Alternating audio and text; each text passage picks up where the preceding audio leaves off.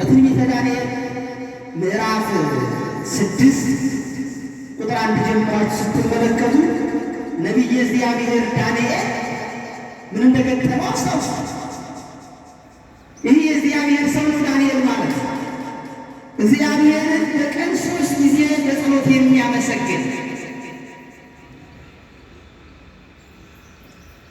ነው ነቢዩ ዳንኤል በምርኮኛ በሆነበት በባቢሎን ምድር ላይ።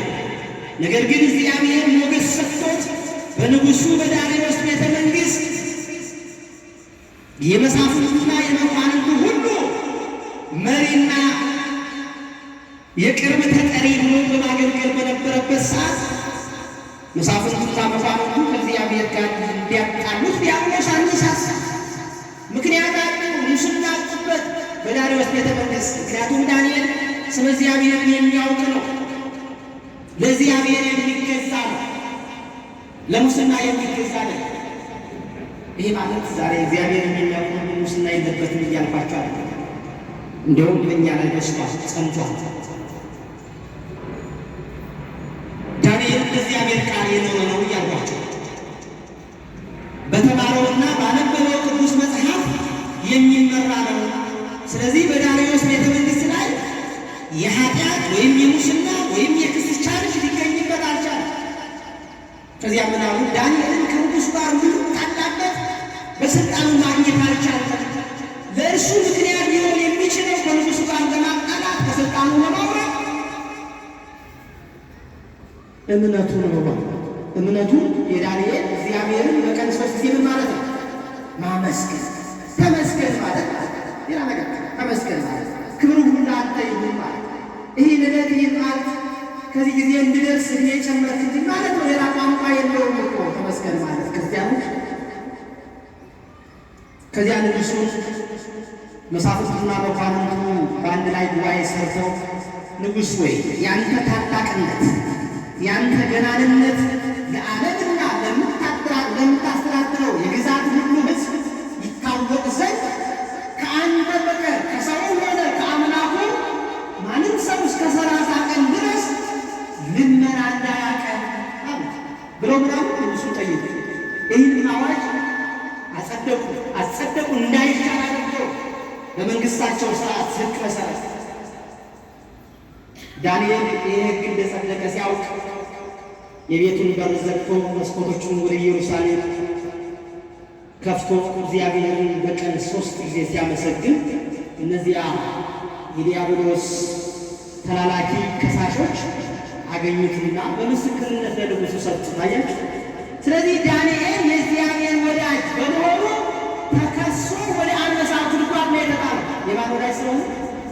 የእግዚአብሔር ወዳጆች ወደ አናብስት ጉድጓድ ነው የተጣሉት ነው እያልኳቸው ያሉት ክርስቲያን። ምክንያቱም ቅዱሳት መጻሕፍት የሚመሰክሩ የእግዚአብሔር ወዳጆች ወደ እሳት ነው የተጣሉት። ዲያብሎስ ወደ እሳት ነው ያስጣላቸው። የእግዚአብሔርን ወዳጆች ዲያብሎስ በሰይፍ ነው ያስቀጣቸው። የእግዚአብሔርን ወዳጆች ዲያብሎስ እንደ ፍየል ቆዳቸውን አስከፍቶ በቆዳቸው አሸዋ አሸክሞ በሰውነታቸው ላይ ጨው ነስንሶ ነው ከነ ያሳያቸው ዲያብሎስ። ይሄ ዲያብሎስ ክስ ነው። ስለዚህ እናንተ እነዚያም አልፈውታል አባቶቻችን፣ እኛም ልበላችሁ ራሴን ጨምሮ እግዚአብሔር ጊዜ አስተማሪ ብቻውን እንዳልባል ቀር እኛም መከራ በሚመጣበት ጊዜ የእግዚአብሔር ወዳጆች ነን። ዲያብሎስ ቀንቶብን፣ ዲያብሎስ በእግዚአብሔር ቤት ዙፋን ፊት ከሶ ፍርድ ላይና ክርክር ላይ እንዳለን ነው ማሰብ ያለበት። ስለዚህ ተፈርዶ ከሶም ሆነ ተከሶ የቀረበ ሰው ደግሞ ከሳሹን ለማሸነፍ ምን ማለት አለበት? መልከም አለበት። ስለዚህ መልከም አለባችሁ፣ መሰልቸት የለባችሁ። እሱ የሚፈልገው በእግዚአብሔር ላይ እንድናጎመር ነው።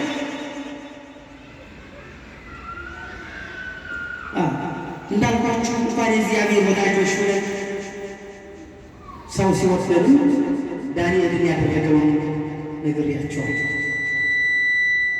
ባል ከሚስቱ ጋር፣ ሚስት ከባሏ ጋር ወይም ባል በሚስቱ ሚስት በባሏ ስትወደድ ያውስ ላይ አይወድም። በጣም የሚናደደው ይበሳጫል። ለዚህ እኮ ነው የብዙ ሰው ትዳር በተመሰረተ በሳልስቱ ፍርድ ቤት ቆሞ የምናገኛቸው ለምን ይመስላችኋል? ስለ ቀናበት እኮ ነው። ዲያብሎስ የገጠማችሁ ካላችሁ ቀንቶባችሁ ነበረ ሳታውቁት፣ ከሳስ ነበረባችሁ ሳትረዱት። ስለዚህ በትዳር ሕይወት ያላችሁ ሰዎች ከሳሽ እንዳለባችሁ አስቡ፣ ቀናተኛ እንዳለባችሁ አስቡ። ቀጥታ ብቻ አይደለም ዲያብሎስ የሚከሳችሁ፣ ሰው ያስነሳባችኋል።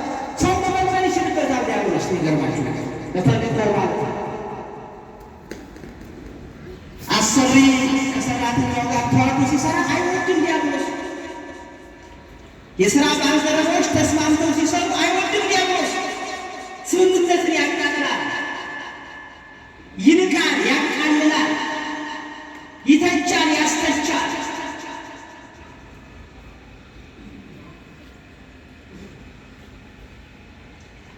ስለዚህ ይህን አውቀን ከማን እንደሆነ ተረድተን ነቅተን ክፉ ጠላታችንን ወይም ደግሞ ከውስጣችን የሚመነጨው ክፉ ሀሳባችን ከማን ነው ብለን ልንቃወመው ያስፈልጋል ማለት ነው።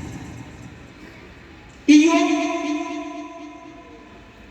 ዲያብሎስን በንብረቱ በልጆቹ በአካሉ ጭምር ቢመጣበትም እግዚአብሔርን ከማመስገን ወደ ኋላ ስላላለ አሸነፈ። በዚህ ሲያልፈው ደግሞ በሚስቱ በወዳጆቹ መጣበት። ሚስቱ በቃ ይበቃል፣ እግዚአብሔር የሚባል ነገር የለም፣ እግዚአብሔርን ስደበው አለች ሚስቱ። ተመልከቱ፣ እሷን አሸነፋት ዲያብሎስ። ራሷ ሰግታ ባሏ ጭምር እንዲሰድበው ፈለገች። እግዚአብሔርን ስደበው፣ ከዚህ በላይ ምን ልሆን? ልጆቻችን አጣን፣ ንብረቶቻችን ወደሙ፣ ወላጆቻችን ራቁን። አንተም እንኳን ሌላ ሰው እኔም እንኳን እንዳልቀርብ ሰውነት ይሸታል። መሽተት ብቻ አይደለም ከአካል የሚወጣው ትል እንዴት አለ የምጠጋው። ስለዚህ ስደበውና ሞትን ያለች ብዙ የሚመክረው እንደዚህ ነው። ምን አደረ? ቆረብሽ፣ ጸለይሽ፣ ጾምሽ፣ ሕይወትሽ መች ተለወጠ? የእኛ የጾምና የጸሎት ውጤት እኮ ሕይወታችንን የሚለውጠው ለመንግሥተ ሰማያት እንጂ ለዚህ ምን አለ?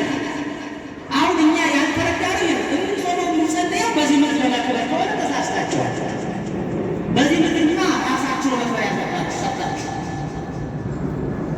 ራሳችሁ መለወጥ ያለባችሁ። በዚህ ምድርማ እማያምኑት እየከበሩ አይደለም። ራሳችሁ ሰርታችሁ ራሳችሁ ወጥታችሁ ወርዳችሁ መክበር የምትችሉት በራሳችሁ ሕይወት ነው እንጂ በጸሎት የሚከበረው በእግዚአብሔር መንግሥት ነው።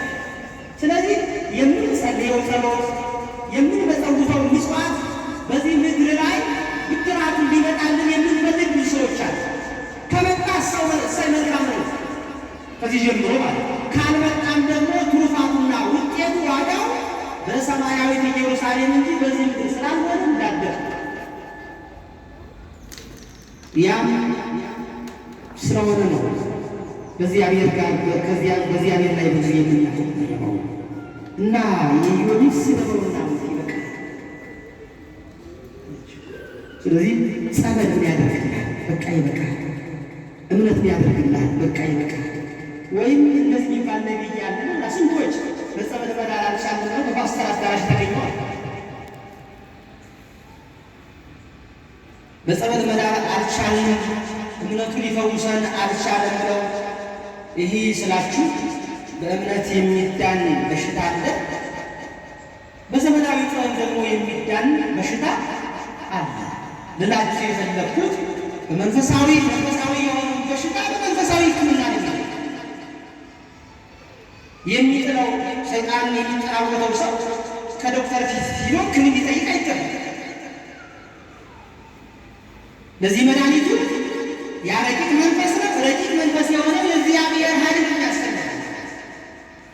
እሾህን በእሾህ አይደል ይባላል። በዚያው በራሱ አመን እሱን በሚያውቀው እሱን በሚረዳው ነው ሊወገድ የሚችል። በዚህ ሕይወት ያሉ ሰዎች እግዚአብሔር አልፈወሰንም አላለንም ብለው ጸበሉን እውነት ነው በየአዳራሹ ተገኝተው ሕይወታቸው የተመሰቃቀለው እንዲህ ስለሆነ ነው። እግዚአብሔር ይጠብቃል። የእግዚአብሔር ቸርነት ከሁላችሁ ጋር